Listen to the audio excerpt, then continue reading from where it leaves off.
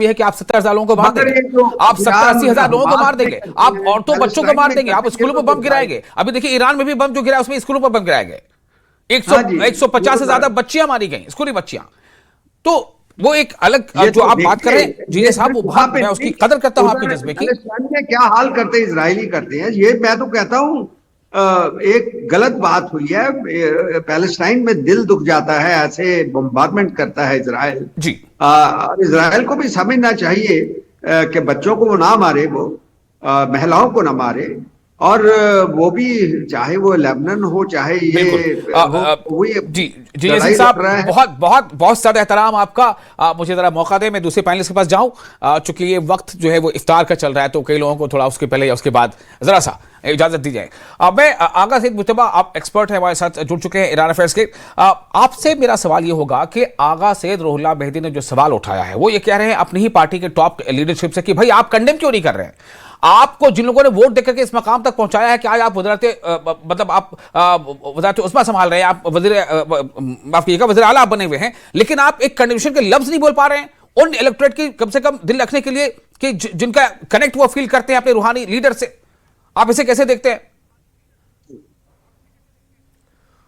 जी बिल्कुल, ये सही सवाल है। एक यहाँ पे एक बहुत बड़ी मुसलमान आबादी है जिनकी जो है दिल को ठेस पहुंची है, और इस रियासत के जो वजीर आला हैं वो उनकी तरफ से एक वर्ड भी कोई कंडेमनेशन में नहीं आता है, जबकि हम ये हाल देखते हैं खुद हिंदुस्तान के वजीर आजम की तरफ से कोई कंडेमनेशन का स्टेटमेंट नहीं आया है, जबकि ईरान एक दोस्त मुल्क रहा है हिंदुस्तान का, और काफी वजीर आजम जो 37 साल का उनका दौर रहा है, 37 सालों में मुतअद्दिद जो वजीर आजम हिंदुस्तान के उनके साथ हमेशा मुलाकात उन्होंने की है, और आपस में तिजारती और दोस्ताना जो है रवाबित आज से ही नहीं बल्कि हजारों साल से रहे हैं। लेकिन इतने बड़ी जब असैसिनेशन हुई, इतने बड़े कायद की जब जो ये जालिमाना कार्रवाई जब उन पे हुई, तो खुद वजीर आजम हिंद की तरफ से भी कोई कंडेमनेशन नहीं, ये बड़ी ताज्जुब की बात है। ठीक है, तो आपको भी इस पर ताज्जुब हो रहा है। तो आसिफ शाह साहब, मैं आपके पास आना चाहता हूं। आगा सैयद रूहुल्लाह, हालांकि हमारी कोशिश थी कि नेशनल कॉन्फ्रेंस से भी कोई बंदा जुड़ता, लेकिन हमने जब उनसे राब्ता किया तो उन्होंने इस मौजू पर शायद अपनी बात रखना मुनासिब नहीं समझा, वो इस डिबेट में चर्चा में शामिल नहीं हुए। तो आसिफ शाह साहब, मैं आपके पास आना चाहता हूं, खुला मैदान है आपके लिए, क्या कहेंगे आप इस पर? जी विशाल साहब, मैं सबसे पहले यही आपसे बोलना चाह रहा था कि मैं आज ये एक्सपेक्ट कर रहा था कि नेशनल कॉन्फ्रेंस का बिल्कुल कोई ना कोई स्पोक्सपर्सन तो इसमें होगा ही होगा, स्पोक्सपर्सन नहीं तो लीडर कोई होगा उनका। बहरहाल ये एक्सपेक्टेड था कि ये दिखाता है कि जैसे अभी आपने भी बोला कि वो नहीं है या उन्होंने इस पर बोलने से मनाही कर दी, तो ये अपने आप में कुछ दर्शाता है, ये दिखाता है कि उनकी मजबूरी है। वो नेशनल कॉन्फ्रेंस के स्पोक्सपर्सन या बाकी लीडर जानते हैं कि इस पर बोलना एक बहुत जरूरी बात है, बोलना चाहिए।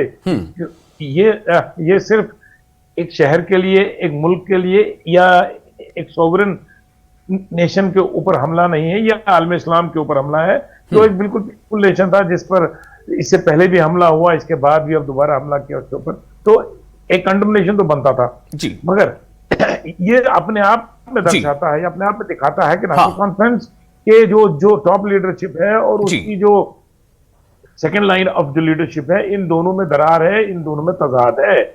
ये भी चाहते हैं कि बोला जाए। दूसरा, मैं आपसे ये एक्सपेक्ट करूं, देखिए मैं आपसे ये बोलता हूं कि जब भी आपने जो भी उमर अब्दुल्ला साहब को जो अपनी दोस्तों के लिए जो काम करवाने होते हैं, तब यूनाइटेड ये हमारा यूनियन टेरिटरी नहीं होती, जब उसको आवाम के लिए कोई काम कराना पड़ता है तब वो हमको यूटी का हवाला देते हैं, तब वो हमको बताते हैं कि तौसीफ साहब थोड़ा साफ बोलिए, क्यों नहीं किया उन्होंने ऐसा? क्या किस बात का डर है? साफ यही है कि वो बीजेपी के साथ हैंड इन ग्लो है।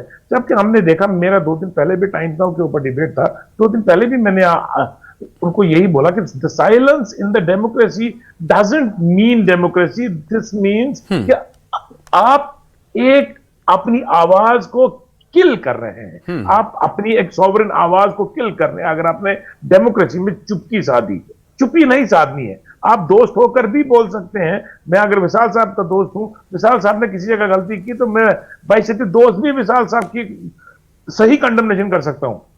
मगर ये कहना कि जैसे हमारे देश के प्राइम मिनिस्टर नरेंद्र मोदी साहब ने भी बिल्कुल कोई बात नहीं की, उन्होंने गाजा तक में वहां जब अभी हमला नहीं हुआ था तो उन्होंने बिल्कुल गाजा की कोई बात नहीं की, बिल्कुल कुछ भी नहीं हुआ गाजा के बारे में। तो ये वही एक सीरीज चल रही है, ये हैंड एंड ग्लोव है नेशनल कॉन्फ्रेंस का विद बीजेपी। ना बीजेपी ये हमारी नेशनल कॉन्फ्रेंस, जम्मू कश्मीर की नेशनल कॉन्फ्रेंस बीजेपी को नाराज नहीं करना चाहती है, उनके मफादात है, वो कुर्सियों पर आयद हैं, वो बैठे हुए हैं, वो अपने काम कर लेते हैं। तो मतलब आप ये कहना चाह रहे हैं कहीं ना कहीं कि अगर एनसी की टॉप लीडरशिप जो है वो अगर ईरान पर हुए इस हमले के मजम्मत पे कोई अल्फाज अदा कर देंगे अपनी जुबान से, या आयतुल्लाह खामनेई की शहादत पर कोई अपने अल्फाज का अदायगी कर देंगे, तो उनको खतरा हो जाएगा उनकी सरकार को। तो बीजेपी की पॉलिसी वायलेट हो जाएगी ना। आप देख रहे हैं पूरे हिंदुस्तान में बीजेपी ने एक बयान नहीं दिया है आयतुल्लाह खमैनी पर, एक बयान नहीं आया है, एक बयान गाजा पर नहीं आया है, एक बयान नहीं। हालांकि मैंने जैसा पहले बताया कि आज वज़ीर आज़म को जो स्टेटमेंट है उन्होंने कहा है, उससे काफी चिंता का इजहार किया और कहा है कि जो स्थितियां जो है वो बातचीत से संभाली जानी चाहिए, जंग किसी मसले का हल नहीं है, और मिडिल ईस्ट में जिस तरह से ये आग फैलती जा रही है वो भारत के चिंता का विषय है। उन्होंने बताया ये बात, उन्होंने आज उनका स्टेटमेंट है। बहरहाल जो आप कहना चाह रहे हैं वो अपनी जगह पर है। अब मैं सवाल आपसे ये करना चाहता हूं तहसील साहब, इस स्टैंड के बाद जो आगा सैयद रूहुल्लाह ने लिया है, क्या एक बार फिर से एनसी में वही चीज देखने को मिलेगी जब हम देख रहे थे कि जब बाई इलेक्शन के दरमियान जो उसका नतीजा भुगतना पड़ा था नेशनल कॉन्फ्रेंस को, 50 साल से लगभग जो सीट वो हारी नहीं थी वो हार गई, क्या ऐसे ही कुछ फिर से एनसी के अंदर कुछ ऐसा मामला आ जाएगा? ये तो आपको मानना पड़ेगा कि रूहुल्लाह शिया लीडर है, वो शिया कम्युनिटी को बिलोंग करते हैं, और ये सानिया जो हुआ है ये शिया लीडरशिप का है। लेकिन सड़कों पे जो लोग निकलकर जो इजहार गम कर रहे हैं उनमें हर मकतब फिक्र के लोग हैं, मिक्स्ड है। मगर जो मेन सानिया, देखिए हमारे लिए वो रूहानी लीडर थे, हमारे लिए वो एक इस्लामिक वर्ल्ड के एक बहुत बड़े रूहानी लीडर थे, मगर शिया लोगों के लिए वो एक सुप्रीम कमांडर थे।